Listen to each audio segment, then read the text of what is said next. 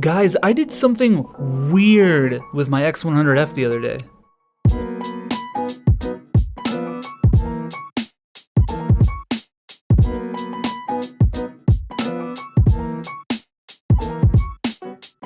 Alright, allow me to explain, because much like me, the birth of this video was a mistake.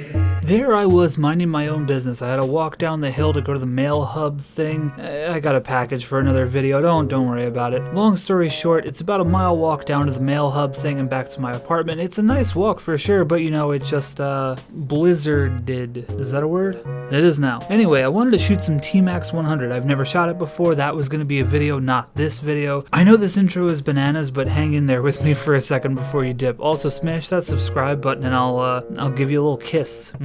T-Max 100 is 24 shots. I thought it was 36. Cringe. Double cringe. It is. I just bought the wrong one. So Papa ran out of gas long before walking back to my apartment. I was filming myself shooting the T-Max on my x100F, and that's when it hit me. Something beautiful. Something evil. Something God didn't intend. I took the 50mm f2 from my Pentax, flipped it backwards, and held it in front of my x100F, and suddenly...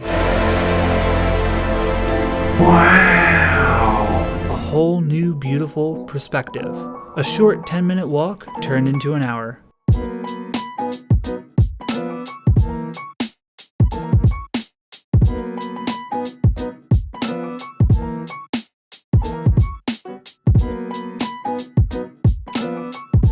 So you might be asking yourself why this works. Well, if you watched the last video I uploaded about macro photography, you know the technique I'm doing. I'm flipping the lens backwards. By flipping it backwards, I'm turning it into a very budget-friendly macro. The only difference this time is I'm not leaning the lens right up against the camera, I'm pushing it up against another lens. So of course you want to be careful to not scratch your glass here. I didn't, I don't think.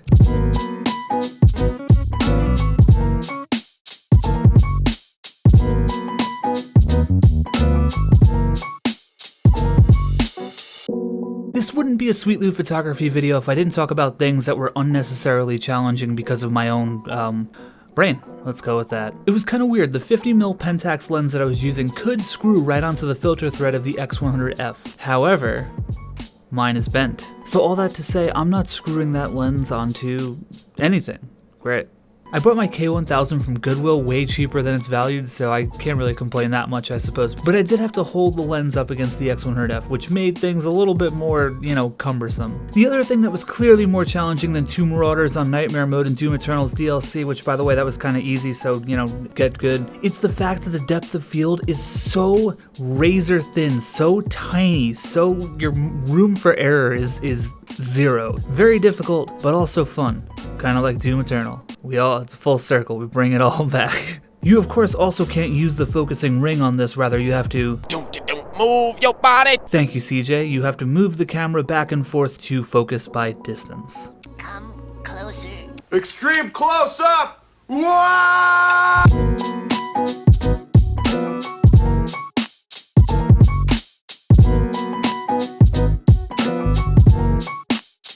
I was really fascinated by these pointy nut things, clearly. I don't know, I like the texture, I guess. Their shape definitely works well with the major vignette.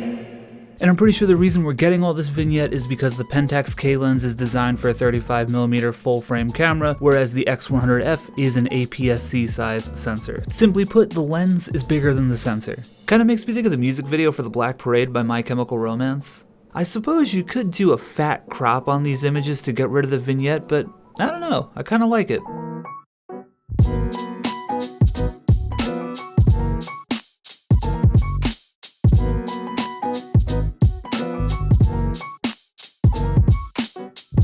I actually ended up going back to the apartment and grabbed my 28mm Pentax lens. That lens is broken in a different way, but the filter thread is not bent, so I was able to screw it right onto the Fuji. It made my life a little bit easier, plus because it's a wider lens, when you reverse it, it actually becomes an even tighter macro lens.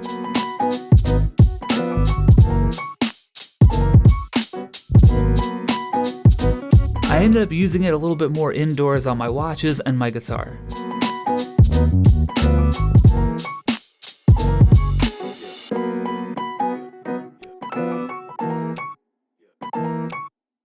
So why am I sharing all this with you? Well, it's cool, honestly. But it's also a great way to take what you already have and make something new. It's an easy and cheap way to get a whole new perspective of simple, everyday stuff right around you. And if that's not cool, I don't really know what is.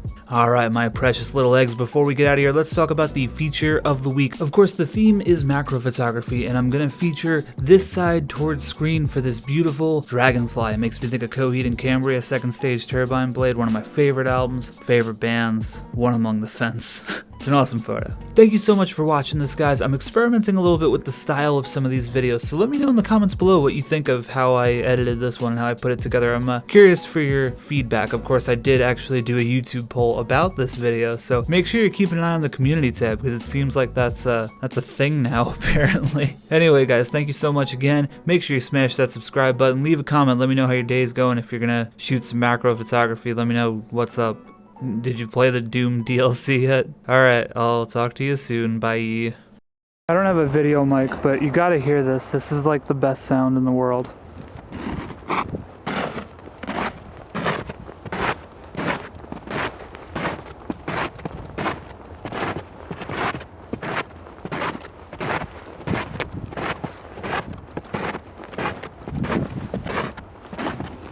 Isn't that amazing?